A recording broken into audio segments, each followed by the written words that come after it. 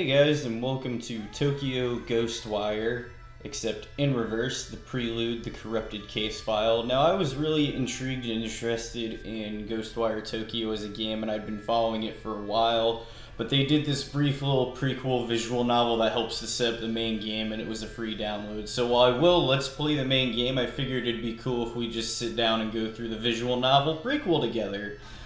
So we'll go ahead and get started.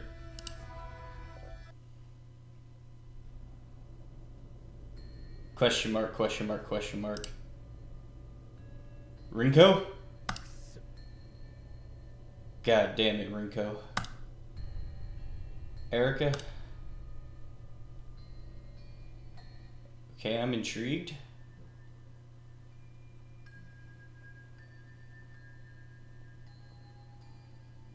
First off, I love the art style that they went with for this. Like almost like the Life is Strange decayed comic book style. And I'm slightly intrigued. We'll just go ahead and continue. We got a little kid on his phone with some beats by Steve saying no one wants to talk about it, but it's all that's on anyone's minds these days. Mysterious things are happening all around Shibuya. I'm gonna say Shibuya. I'm probably butchering that. I am sorry, Japan. Sightings, attackings, disappearances, fear.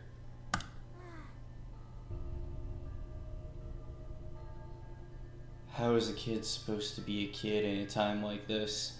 Bruh, as a kid that grew up in the recession of the late 2000s, I understand that.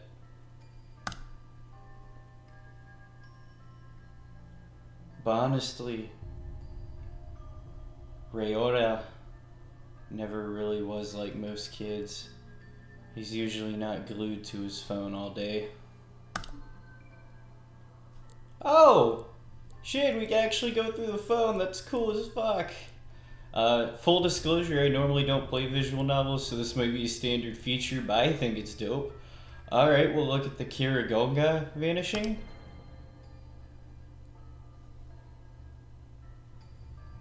Ryota's concerns bring him to a mysterious case file posted online. It's titled, The Kirigoga Vanishing. Again, if I'm mispronunciating, I am so sorry. He reads it to himself the best he can. Having tracked another report of the dark fog to the area, I have arrived to find it had passed, leaving a dreary rain hanging over the neighborhood. At the scene, all we found were the clothes of a mother and son, left behind like two molted cicada shells.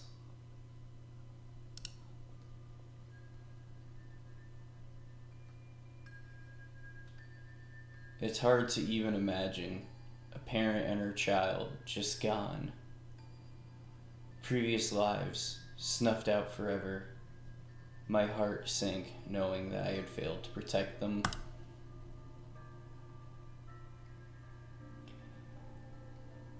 It was the worst feeling I had ever felt. As if on cue, the rain started pouring down. Heavier and heavier it fell with each passing minute, but I couldn't be bothered to take out my umbrella.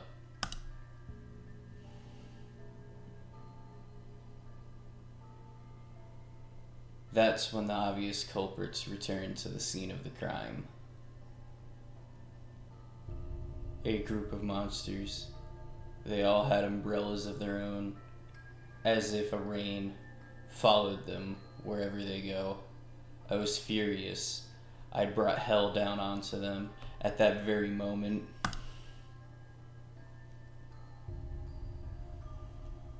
They tried to protect themselves with the umbrellas. Bruh, you don't know that they're the criminals and you're just beating them up. That's a little sketch, but we'll keep going. But I just kept pounding on them until they were battered and broken. I was so exhausted, I could have fallen over at any moment, but my utter wrath kept me going.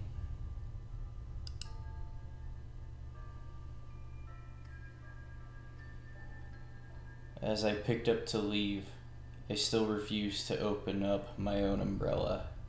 I just walked away, rain pouring and soaking me to the bone. KK. Okay, I'm intrigued. Because if I'm remembering correctly, KK is the spirit that your main character fuses with in the game. And this appears like he's a physical person.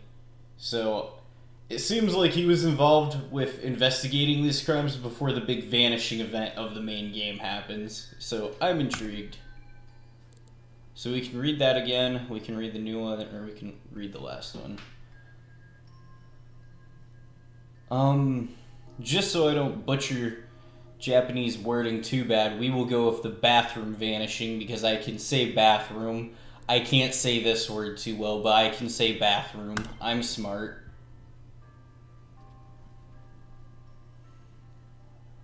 Oh man, the fucking art style is so good. It is so good. Could monsters really live among us? These case files say that yes, they absolutely can. And do, according to this one.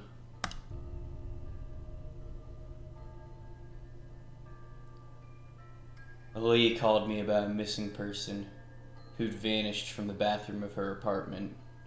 I'd usually brush it off as another runaway, but after seeing the crows circling above her apartment, I had a feeling there'd had to be more to this. Let me correct myself. I had a feeling there'd be more of this, not there had to be more of this.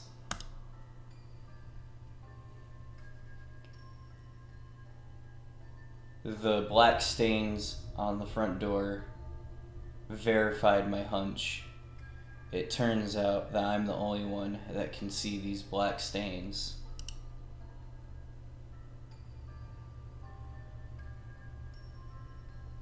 The lady who lived there and showed me in made no signs of noticing it. She showed me the bathtub and gave me a play-by-play of what happened. Oh, so she just saw her up and vanish into thin air. Holy shit.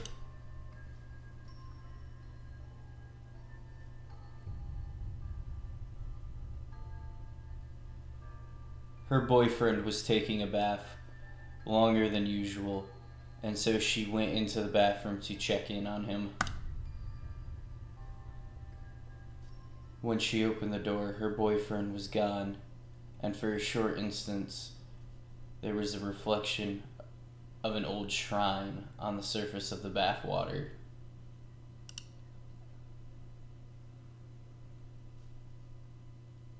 I rubbed my finger on the rim of the bathtub, and there was a transparent, sticky, slime-like substance on it. A reflection of a shrine shone on the water's surface.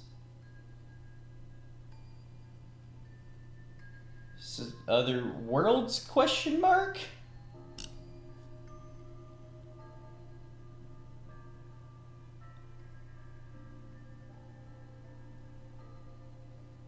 Okay, so that lady basically went to go check in on her boyfriend who was taking a bath, opened up the bathroom, and he was gone. Alright, so no one saw anyone disappear. I'll need to talk further with my team about this incident to see if these things ring any bells. I purged the black stain on the door and then left the scene. Poor lady. What will she do now? What can any of us do? I mean, it's fucked to say, but he's kind of right. What do you do in that situation? KK. Alright, so that's 2 of the 3. What's the name of this news site? Wayun News? Why you telling me news, bro? Alright, last one. The Mararanachi vanishing? Mararanachi vanishing. That's what I'm gonna go with.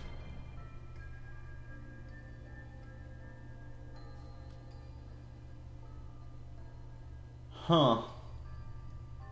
Are those meant to be like chi spirits? Because they've got like different symbols on them along with the fire. I'm curious. Unable to shake the idea that monsters are all around him, Ryota navigates on his phone to a document called The Marinucci Vanishing. The language is complicated, but he works to understand it. It says, I got a tip on a missing woman from Marinucci. When you've been a detective as long as I have, you tend to build up a big network of contacts.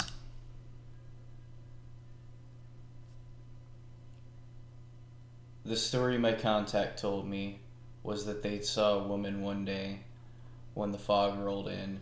It blanketed the area, and then poof, she was gone.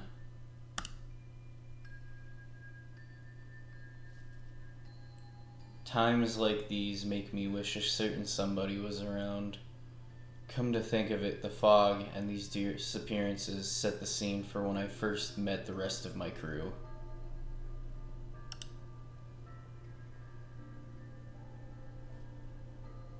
Everybody kept talking about folks just up and disappearing, and I thought it was a load of horseshit.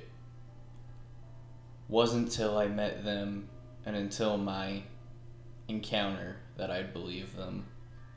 Okay, so KK's been investigating this for quite a while, and his first encounter with this was when he met his team. And we haven't heard anything about his team till now, so I'm wondering if they vanished. I am getting leagues intrigued for the main game.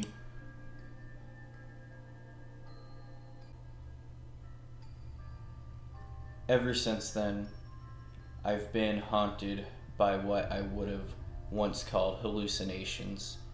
Turns out, being able to see spirits and monsters isn't fantasy movie nonsense after all. Guess I should be thankful, because otherwise I wouldn't have seen through that monster taking the form of a woman.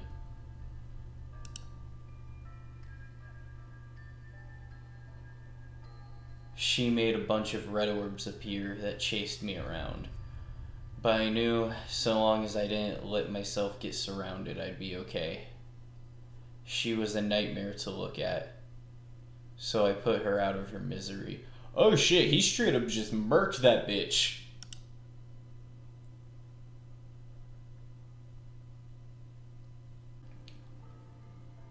When I searched the scene, I spotted a woman's handbag. I found the missing lady's ID cards in there. Then when I came across some clothes that looked like they would have been hers, they were in a little pile, but the way they had fallen had made it clear her body had just vanished. No mistaking whose handiwork it was either. I'd finally managed to get my hands on a solid enough lead to work with. KK. Oh fuck. Okay, so we've learned a lot from these three stories. One, that KK didn't believe any of this shit till it started happening in Amez's team, and he had an encounter with a monster that transformed into a woman, which he killed.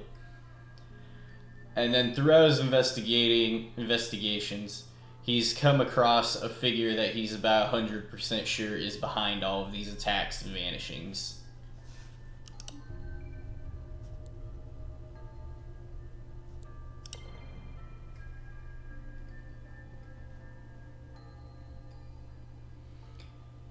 In these posts, the kid had found something, or rather someone called KK, has been looking into the monsters in this part of town.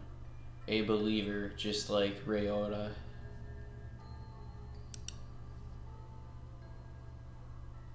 Social media.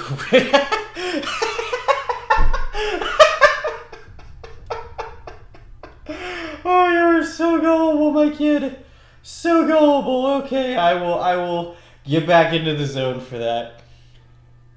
Social media would never lie, and that means KK is an expert, maybe the expert in all things paranormal. First off, don't ever say no one lies on social media. You will be disappointed in that belief very quickly. And I'd agree KK is an expert. I don't know if he's the expert, but it's good we're getting some info. Ryota, there's only one thing left to do. Having poured over every story, post, and granny photo about local monsters he could find, Ryota prepares to take action. Bruh, you're like 12, what are you gonna do? But alright, I'm digging it. I'm gonna ask this KK guy to help. Just gotta figure out where he lives first.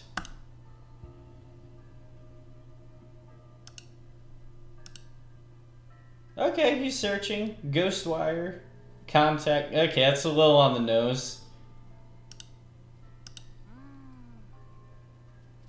Dear Mr. Investigator person. Yep, this is definitely a little kid. Not someone with dwarfism, but a little kid.